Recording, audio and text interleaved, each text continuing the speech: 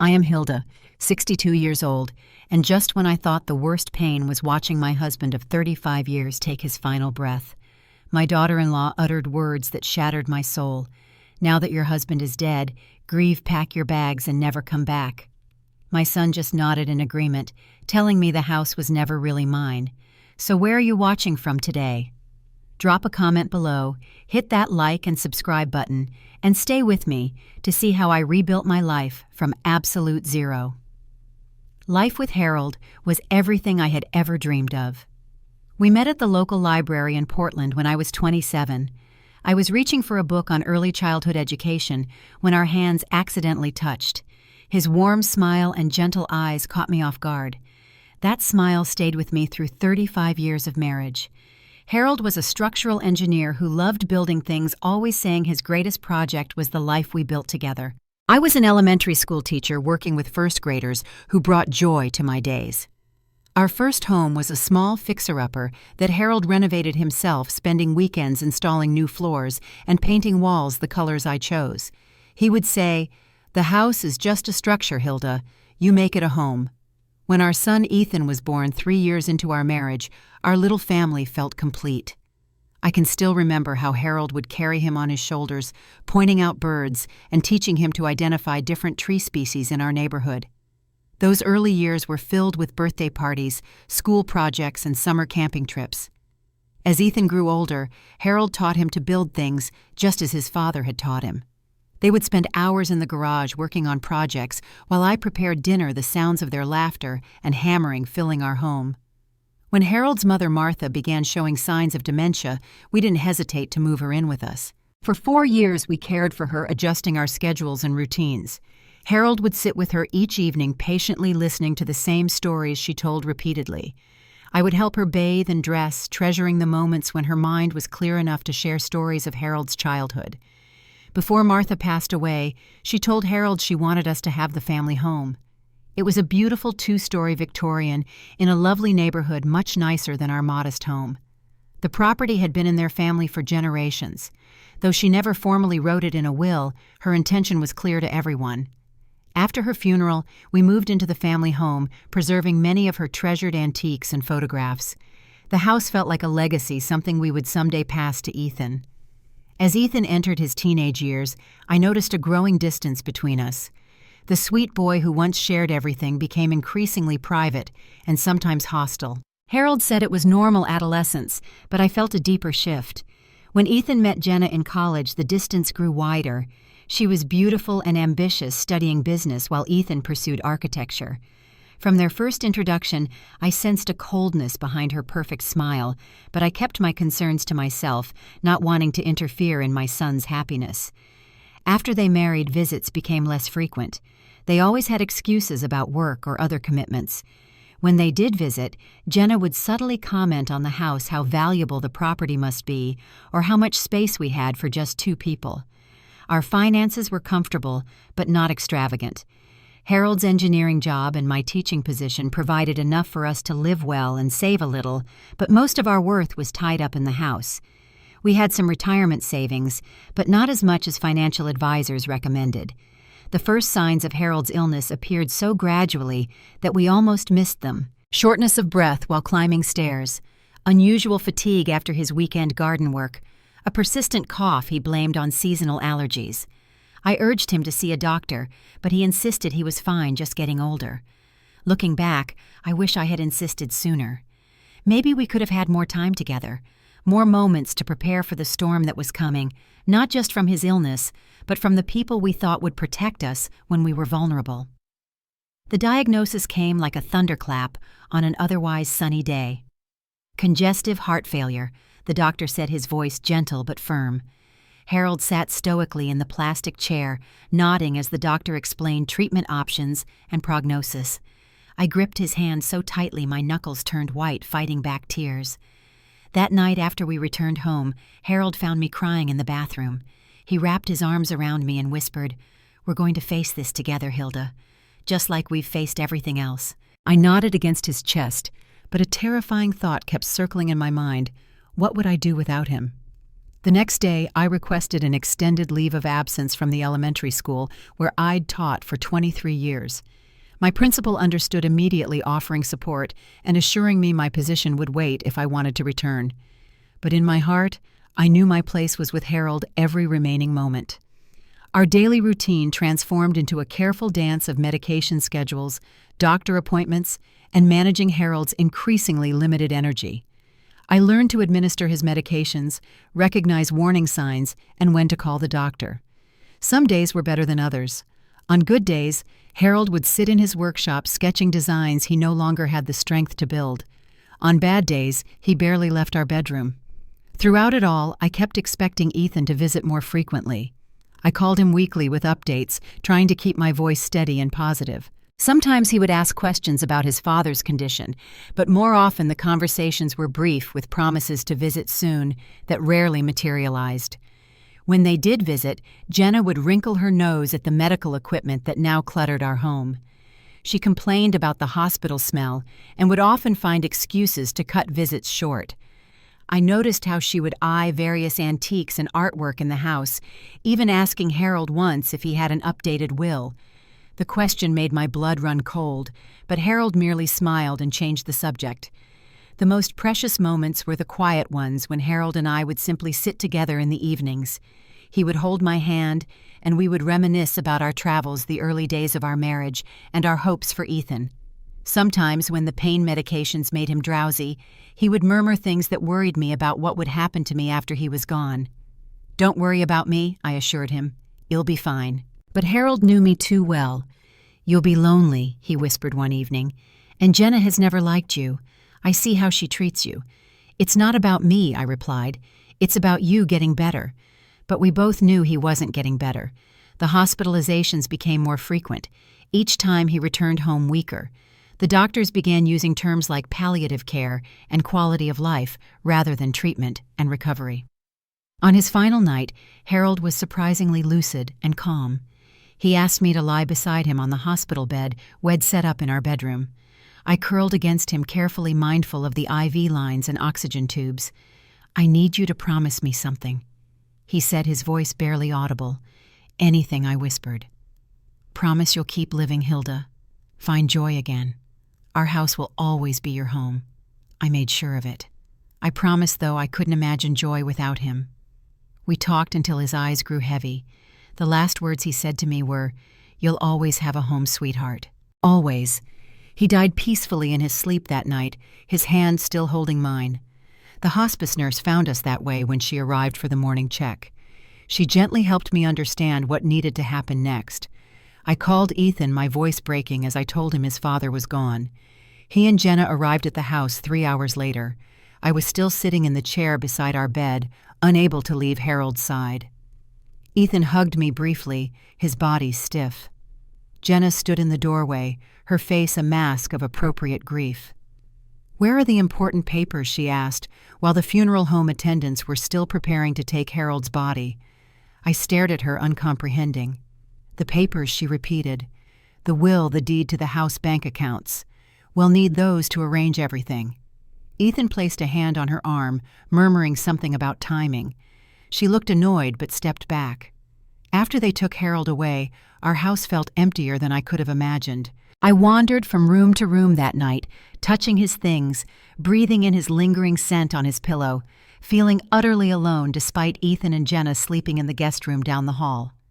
The funeral was small, just as Harold would have wanted. A handful of his colleagues from the engineering firm, some of our neighbors, my former teaching colleagues, and a few distant relatives. Ethan and Jenna took control of all the arrangements, consulting me only on the most superficial details. Did Dad want burial or cremation? Ethan asked the morning after Harold died. "Cremation," I answered. "We discussed it last year. He wanted his ashes scattered at Cannon Beach. We spent our honeymoon there." Ethan nodded, making a note on his phone before turning to Jenna. "Let me know what else you need from Mom," he said. "I've got to make some calls about the probate process." My two closest friends, Margaret and Susan, sat beside me during the service. Margaret had been my teaching colleague for 15 years, and Susan lived next door to us for over a decade. They formed a protective barrier between me and the stream of well-wishers, many of whom I barely recognized. The minister spoke about Harold's kindness and integrity, about his love for his family, and his skill as an engineer. Looking around at the mourners, I wondered how many truly knew the man I had loved all those years. Did they know he cried during sad movies but tried to hide it? Or how he could fix almost anything but couldn't cook anything more complicated than scrambled eggs?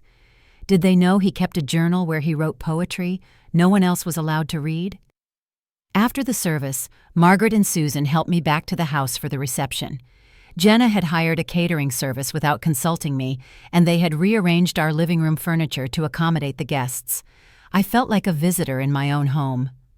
Margaret hugged me tightly before leaving. "Call me any time, day or night," she whispered. "I don't like the way they're acting." Susan nodded in agreement. "Something doesn't feel right, Hilda. Don't sign anything without talking to us first." I appreciated their concern, but was too numb with grief to fully process their warnings. All I wanted was for the day to end so I could retreat to the solitude of my bedroom and let the tears flow freely. As the last guests were leaving, Jenna approached me with a strained smile. "That went well," she said. "Ethan and I have been talking, and we think it would be best if we stayed here with you for a while. You shouldn't be alone right now." Before I could respond, Ethan joined us. "It's decided, Mom. We're going to move in temporarily, just until you're back on your feet." Their decision caught me off guard, but I was too exhausted to argue.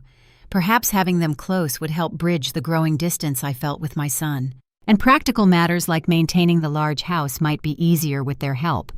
But within days, I realized their presence brought more stress than comfort. Jenna began rearranging furniture, claiming certain spaces as their own, and moving Harold's belongings. I found her in his study one afternoon, sorting through his desk drawers. "What are you doing?" I asked, my voice sharper than intended. "Just organizing," she replied without looking up. "Most of this can probably be donated or thrown away." I stepped forward and closed the drawer she was rifling through. "I'd prefer to go through Harold's things myself when I'm ready." Jenna straightened her smile, not reaching her eyes. "Of course, I was just trying to help. Grief counselors say it's healthier not to keep shrines to the deceased. It's better to move forward." Each day brought similar small violations. Harold's clothes disappeared from our closet. His workshop in the garage was reorganized without my input. Family photographs were replaced with modern art Jenna preferred. When I objected, Ethan would intervene with gentle but firm dismissals. "Mom, Jenna is just trying to help you move on. Dad would want you to live in the present, not the past." I retreated to my bedroom, the only space that still felt like mine, though even there Jenna had suggestions for updates and improvements. I felt increasingly like an unwelcome guest rather than the homeowner. One evening I overheard them talking in the kitchen. "How long do you think she'll need?" Jenna asked. "I don't know," Ethan replied. "She's taking it harder than I expected. We can't put our lives on hold indefinitely. This house is perfect for us, especially with the baby coming. She could be happy in a small apartment, less to maintain closer to her friends. Baby I hadn't known they were expecting. The revelation that my son hadn't shared such important news with me was another wound." The next day, Margaret called to check on me. When I described the situation, her response was immediate and alarmed. "Hilda, they're trying to push you out. Have you checked the property documents?" Whose name is on the deed, I honestly didn't know. Harold had always handled those matters. "Find out," Margaret urged, "and maybe talk to a lawyer before things get worse." I dismissed her concerns as overreaction, but that night I couldn't sleep. Margaret's warning echoing in my mind. Were my son and his wife really trying to take my home? The thought seemed too painful to believe. 2 weeks after the funeral, Jenna announced she was planning a special family dinner. "We should celebrate life moving forward," she said, her hand resting on her still flat stomach. "I've invited my parents to join us." I had met Frank and Nancy Henderson only a handful of times, mostly at holiday gatherings, where they remained politely distant. They arrived precisely at 6, Nancy carrying a bouquet of lilies that I knew would aggravate my allergies. "I'm so sorry for your loss," Nancy said, air-kissing my cheek. "But it's wonderful that Ethan and Jenna can be here to help you through this difficult time." Frank merely nodded, handing me a bottle of expensive wine before following Jenna to the dining room. From the moment they arrived, Frank and Nancy behaved more like homeowners than guests, commenting on the potential of various rooms and discussing renovation possibilities as though my presence was incidental. During dinner, Jenna dominated the conversation with plans for the future. "We think the third bedroom would make a perfect nursery," she said, sipping her water while the rest of us had wine. "Of course, we'll need to completely redecorate. That wallpaper is at least 20 years old." "That's been Ethan's room since he was a child," I said quietly. "Harold put that wallpaper up himself." "Exactly," Jenna replied with a tight smile. "It's outdated and childish. This house needs to grow up." Frank nodded approvingly. "The whole place could use modernization. That kitchen is straight out of the 90s. I pushed the food around on my plate, appetite gone. I hadn't been consulted about any of these plans, yet they were discussing major changes to my home as though I had no say in the matter. "Have you considered what you want to do long term?" Hilda Nancy asked, her tone falsely concerned. "This big house must be such a burden for a widow. All those memories." "I haven't had time to think about that," I replied. "It's only been 2 weeks since Harold passed." Jenna exchanged a glance with her mother. "Well, it's something to consider, especially since the baby will need space and a fresh start." I looked at Ethan, hoping for some support, but he was studying his plate, avoiding my eyes. "I'm not sure why these decisions need to be made so quickly," I said, trying to keep my voice steady. "This has been my home for nearly 20 years. The atmosphere at the table changed instantly. Jenna's face hardened, her pretense of sympathy vanishing. "Now that your husband is dead, grieve, pack your bags, and never come back." She snapped, her voice cold and precise. I stared at her, unable to believe what I was hearing. Ethan finally looked up, but instead of defending me, he smiled slightly and nodded. "The house was never really yours anyway," he added. "It belonged to Dad, and before that to Grandma Martha. It's always been in the family name, their family name, not mine." Frank cleared his throat. "The property values in this neighborhood have increased significantly. It's an investment that should stay with the bloodline, especially with a grandchild on the way." I felt as though I had been slapped. These people were discussing my home, my life, as though I were already gone. And my own son was participating. Without a word, I rose from the table and walked to my bedroom, closing the door behind me.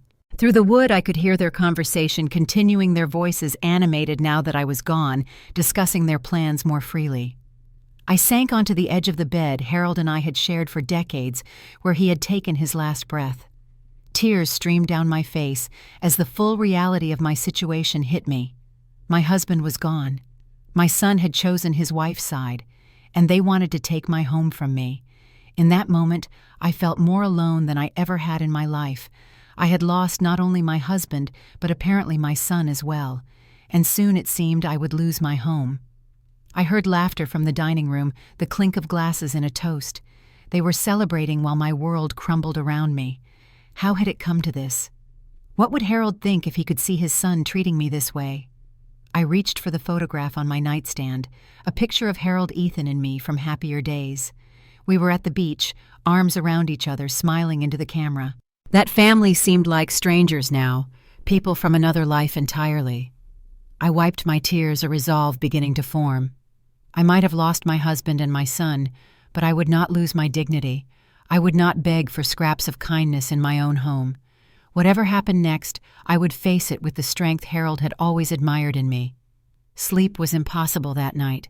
Each time I closed my eyes, I heard Jenna's cruel words echoing in my mind. "Now that your husband is dead, grieve, pack your bags, and never come back." How could anyone speak to their husband's mother that way? And how could Ethan have sat there saying nothing to defend me? Around midnight, I pulled out our old photo albums, tracing my fingers over images of Harold throughout our life together. His smile on our wedding day, holding newborn Ethan in the hospital, building the treehouse in our first backyard, the pride in his eyes at Ethan's college graduation. All these moments that made up our shared history, now reduced to paper memories. "What would you do?" "Harold," I whispered to his image. "What would you tell me to do?" I remembered his last words to me. "You'll always have a home, sweetheart. Always." Had he suspected what might happen? Had he known his own son might turn against me? At 2 a.m, I called Margaret, not caring about the late hour. She answered on the second ring, her voice instantly alert. "Hilda, What's happened? Through tears, I explained the dinner, Jenna's outburst, and Ethan's betrayal. Those vultures, Margaret hissed. Come stay with me, Hilda. Tomorrow. Don't spend another night in that house with them. I can't just leave my home, I protested weakly. Is it legally your home? Margaret asked gently. You need to find out exactly where you stand. Do you know a good lawyer? I didn't, but Margaret's question sparked a memory. Harold had mentioned a law school friend who had helped with his mother's estate. Diana something. I would need to find her contact information. After hanging up, I began searching through Harold's desk for any legal documents concerning the house. The deed, a will, anything that would clarify my position. But the files had been reorganized since Jenna had been through them, and many folders appeared to be missing. In frustration, I turned to the small safe in our closet. Harold had always kept important documents there, though I rarely paid attention to them. Using his birthday as the combination, I opened it to find several folders nearly arranged. Mortgage documents, insurance policies, and a sealed envelope with my name on it in Harold's handwriting. With trembling fingers, I opened the envelope. Inside was a letter and a small key I didn't recognize. My dearest Hilda, the letter began. If you're reading this, I'm gone, and you may be facing difficulties I hoped would never come. I've watched Jenna's influence over Ethan grow, and I worry about how they might treat you when I'm no longer there to protect you. I hope I'm wrong, but if I'm right, you'll need what I've prepared for you. The letter explained that while the Victorian house was technically in Harold's name alone, as his mother had wanted, he had made other arrangements for me. The key belonged to a safety deposit box at our bank containing documents I would need. After reading the letter 3 times, I returned to our bedroom and began to pack a small suitcase. I took only what was undeniably mine, personal clothing, jewelry. Harold had given me photographs, and a few small keepsakes. I worked silently, listening for any sound from the guest room where Ethan and Jenna slept. By dawn, I had packed 2 suitcases and written a brief note to Ethan. I know when I'm not wanted. I'll contact you when I'm settled elsewhere. Please remember that your father would have expected better from you. Love. Mom. I placed the note on the kitchen counter, took one last look around the home I'd loved for so many years, and stepped out into the cool morning air. Margaret had promised to pick me up at the corner cafe 2 blocks away, where I now headed with my life reduced to what I could carry. Behind me, the Victorian house stood silent in the early morning light, its windows dark. Inside, my son slept beside the woman who had turned him against me. I wondered if he'd even miss me when he found me gone, or if my absence was exactly what they had hoped for. Margaret was already waiting when I arrived at the cafe, her sensible sedan idling at the curb. She hurried out to help with my bags, her face tight with concern.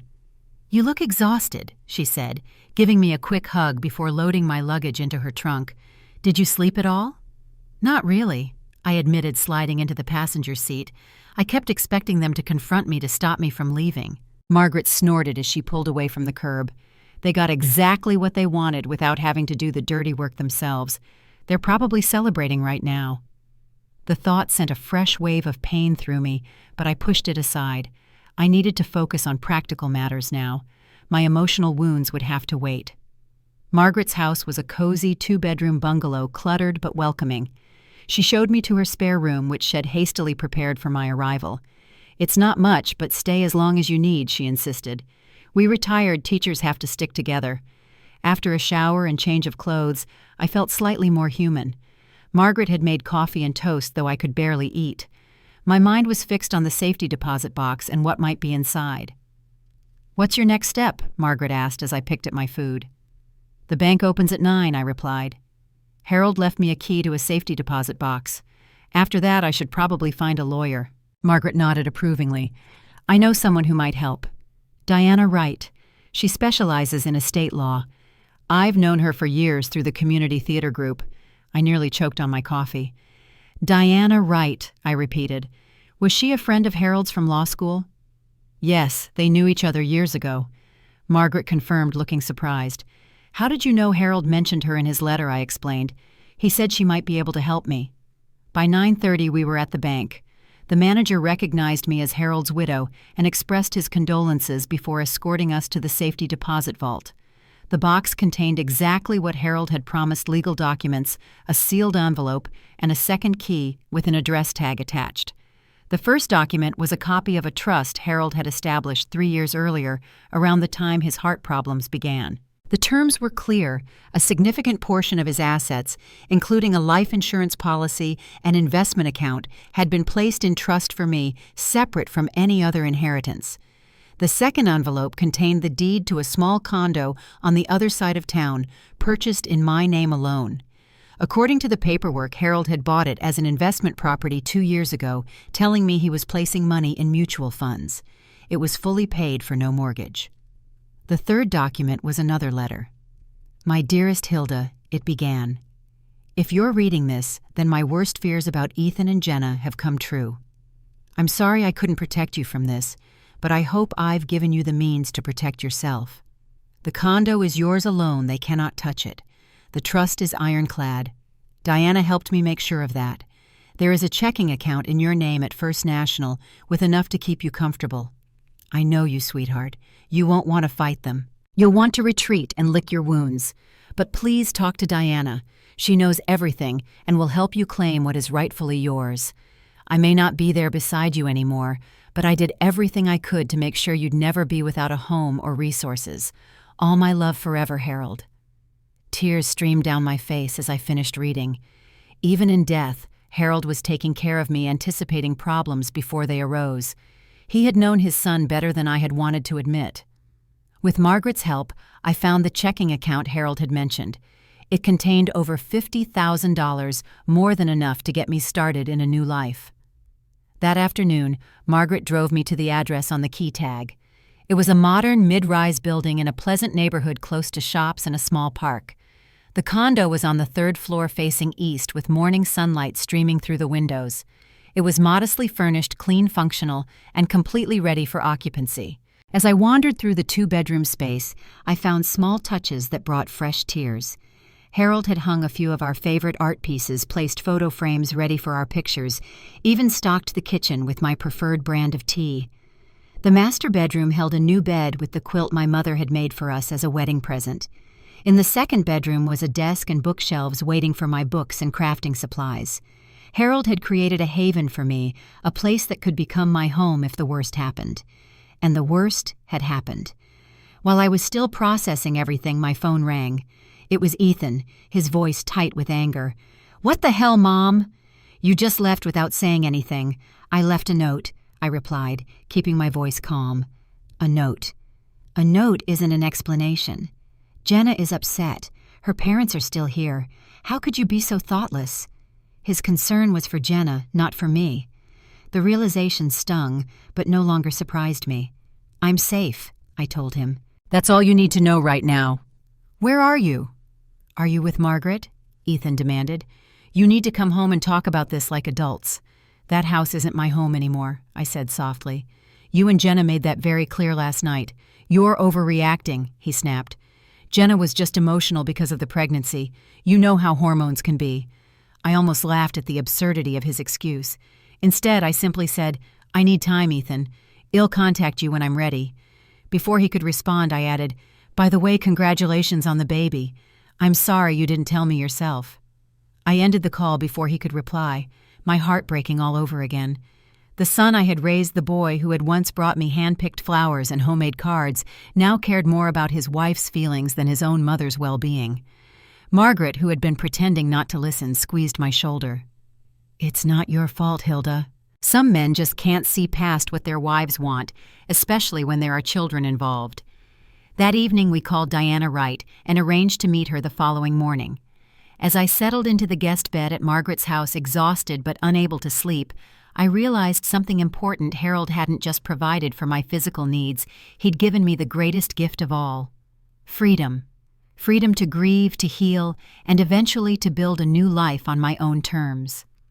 Diana Wright was a striking woman in her early 60s, with silver-streaked dark hair and sharp, intelligent eyes.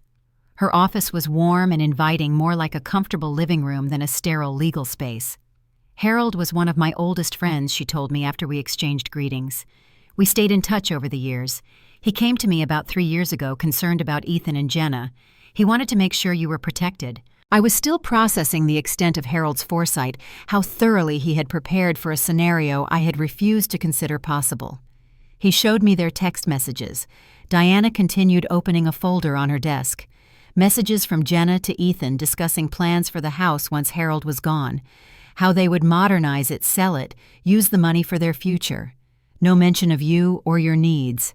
I felt sick imagining my son participating in such conversations while his father was still alive.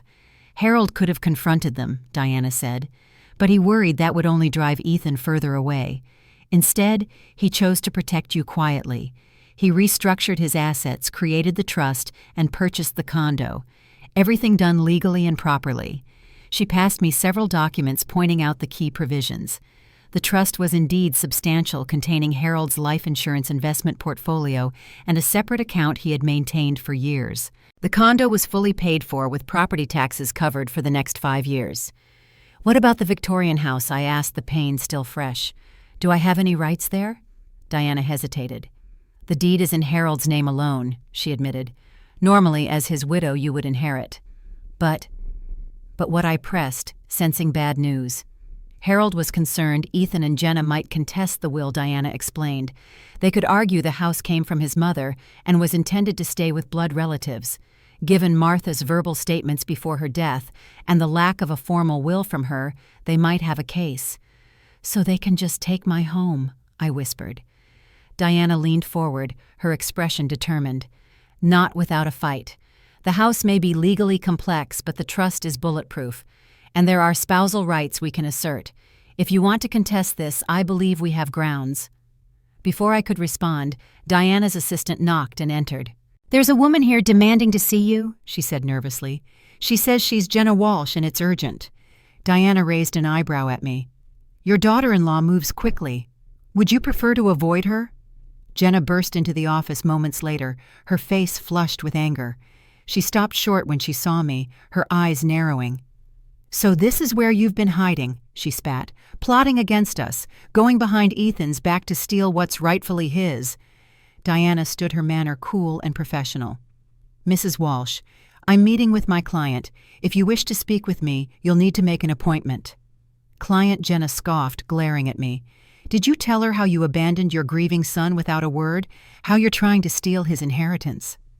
I found my voice surprised by its steadiness. "I left a note, Jenna. And I'm not stealing anything. I'm simply protecting what Harold meant for me to have." "The house is Ethan's birthright," Jenna shouted. "His grandmother wanted it to stay in the family, not go to some old woman who can't even maintain it properly." Diana stepped between us. "Mrs. Walsh, I must ask you to leave. This is a private consultation." Jenna ignored her, pointing a finger at me. "We know what you're doing. Ethan has already spoken to a lawyer. We're going to fight this every step of the way. That house belongs to us and our baby, not you." The mention of my grandchild used as a weapon against me caused a surge of anger I had rarely experienced. "That baby is my grandchild," I said firmly. "A child I found out about from overheard conversations because neither you nor my son thought to share the news with me. If you're so concerned about family, perhaps you should consider what family actually means." Jenna flushed darker. She opened her mouth to respond, but Diana cut her off. "Mrs. Walsh, you have 3 seconds to leave voluntarily before I call security. Your behavior is inappropriate and potentially damaging to your own legal position." Something in Diana's tone must have reached Jenna. She straightened, attempting to regain her composure. "This isn't over," she hissed at me before turning on her heel and storming out. After she left, I slumped in my chair, trembling with the aftermath of adrenaline. I had never spoken to anyone that way in my life. Diana sat beside me, her expression softening. "You did well, Hilda. Standing your ground is important, especially with someone like her. I don't want a long legal battle," I admitted. "I don't want to fight my own son." Diana nodded, understanding. "What do you want, Hilda?" "Really want?" I considered the question carefully. "I want peace. I want a home that's truly mine. I want my son to remember who he is, not who Jenna wants him to be. And I want to honor Harold's wishes, his efforts to protect me." "Then let's focus on those goals," Diana suggested. "We can be strategic without being vindictive. Over the next hour, she outlined a plan. We would assert my rights as Harold's widow, using the trust as leverage. The goal wasn't to take everything from Ethan and Jenna, but to ensure I received fair treatment and recognition of my 35 years with Harold. As I left her office that afternoon, I felt something I hadn't experienced since before Harold's death, a sense of purpose. The road ahead would be difficult, but I was no longer alone facing an uncertain future. I had allies' resources, and most importantly, Harold's love still guiding me, still protecting me, even in his absence. The legal proceedings unfolded over the next 2 months, a process both exhausting and revealing. Diana filed the necessary paperwork to execute Harold's trust and formally contested Ethan and Jenna's claim to full ownership of the Victorian house. During this time, I moved into the condo Harold had purchased for me. Margaret and Susan helped me settle in, bringing houseplants and small homey touches to make the space feel more personal. I unpacked the photos and keepsakes I'd brought from the house, arranging them carefully in my new home. The first court hearing was set for a Tuesday in early spring. I spent the night before in anxious preparation, selecting a conservative navy dress and rehearsing what I might say if asked to speak. Diana had assured me that my presence was important, even if I didn't testify. The courtroom was smaller than I'd expected, with polished wood benches and formal portraits of judges lining the walls. Ethan and Jenna sat on the opposite side with their attorney, a sharp-looking man in an expensive suit. Ethan avoided my eyes, but Jenna stared daggers at me across the room.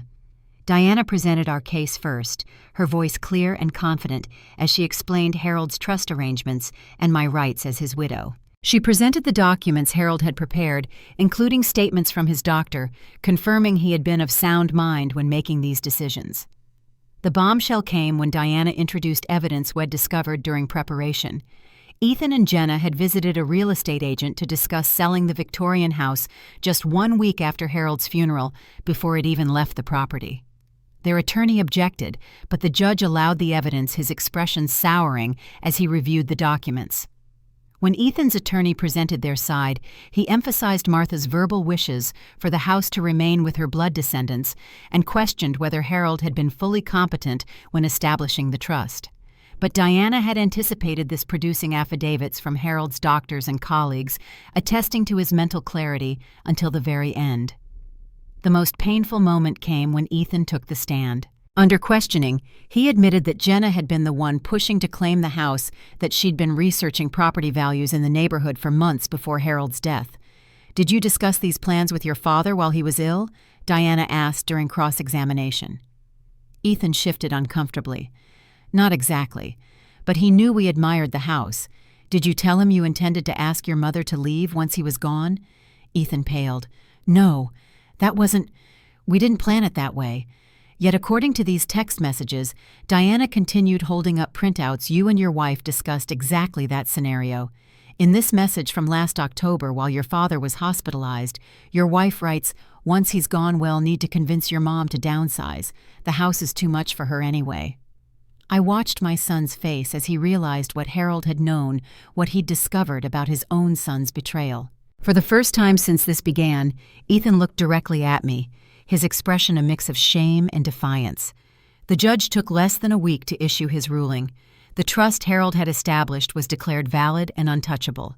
As for the Victorian house, the judge determined that while Harold had legal ownership, my contributions as his wife for 35 years and caretaker during his illness entitled me to a 50% interest in the property.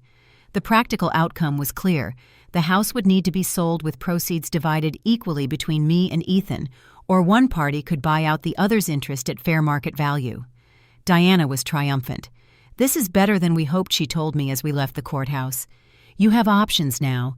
You could use your trust money to buy Ethan's share if you wanted to keep the house. But I didn't want the house anymore. Too many memories, both beautiful and painful, lived within those walls. And I couldn't imagine sharing space even temporarily with Jenna." As we descended the courthouse steps, Ethan approached alone, his expression uncertain. "Mom, can we talk?" "Just us?" Diana squeezed my arm and moved a discreet distance away, giving us privacy while remaining visible. "What is it, Ethan?" I asked, neither warm nor cold. He ran a hand through his hair, a gesture so like his father, it made my heart ache. "I'm sorry," he said finally. "Not about the case exactly, but about how everything happened. She had ideas about our future, and I got caught up in them. I waited, giving him space to continue. She made it seem logical, reasonable," he explained, "that you would be better off in a smaller place, that the house was wasted on one person. I never meant for you to feel discarded. But you sat there when she told me to leave," I reminded him. "You agreed the house was never really mine." He looked away. "I know. I can't explain why I did that. I got lost somewhere along the way. I studied my son's face, seeing both the boy I had raised and the man influenced by his wife's ambitions. I wanted to embrace him, to forgive everything, but that wouldn't help either of us. I hope your baby brings you joy, Ethan," I said softly. "I'm still your mother and I'll always love you, but I need time and space. When you're ready to have a relationship that's not defined by Jenna or property or money, you know how to find me." I left him standing on those courthouse steps, a mixture of grief and relief washing through me. It wasn't a perfect ending, but it was a beginning of something new, a life I would build on my own terms. 6 months later, the Victorian house sold for considerably more than expected. My share, combined with Harold's trust, gave me financial security I hadn't anticipated in widowhood. I used a small portion to renovate the condo, making it truly mine with colors and furnishings I chose myself. With Diana's encouragement, I invested in a small business, a bookshop cafe I'd always dreamed of owning but had never pursued. We created a cozy space with comfortable chairs, good coffee, and carefully curated books. I added a community room where I hosted a weekly group for seniors adjusting to life changes. Margaret and Susan became regular fixtures at the shop, helping with events and keeping me company during quiet afternoons. Through them, I developed a new circle of friends, many also navigating life's later chapters after loss or change. Ethan called occasionally, his tone tentative but sincere. "Jenna and I separated," he told me during one call. "After the baby was born, she wanted to sell our apartment and buy something more upscale." I finally saw the pattern. He paused before adding, "You and Dad deserved better." It wasn't an overnight reconciliation, but slowly, visit by visit, we rebuilt our relationship. When he brought my grandson Timothy to the bookshop for the first time, I felt a piece of my heart heal that I thought would remain broken forever. Among the regular customers at my shop was Thomas, a retired literature professor with kind eyes and a gentle sense of humor. Our conversations about books gradually extended to shared meals and long walks. His companionship brought unexpected joy to my life, a different kind of love than what I had shared with Harold, but precious in its own way. On quiet evenings, I sometimes sit on my condo balcony watching the sunset with a cup of tea. I think about Harold and the extraordinary gift he gave me, not just financial security, but the chance to discover my own strength. In protecting me, he gave me the space to learn I could protect myself. Life takes unexpected turns, bringing pain we think we cannot bear and joy we never anticipated. The key is to keep moving forward, to build something new from what remains. My story isn't about a house or an inheritance. It's about finding home within myself, about learning that family isn't always who we expect it to be, and that it's never too late to begin again. So I ask you, have you ever had to rebuild your life from scratch? What gave you the courage to start over? Drop a comment below to share your story. If this resonated with you, please hit that subscribe button and give this video a like.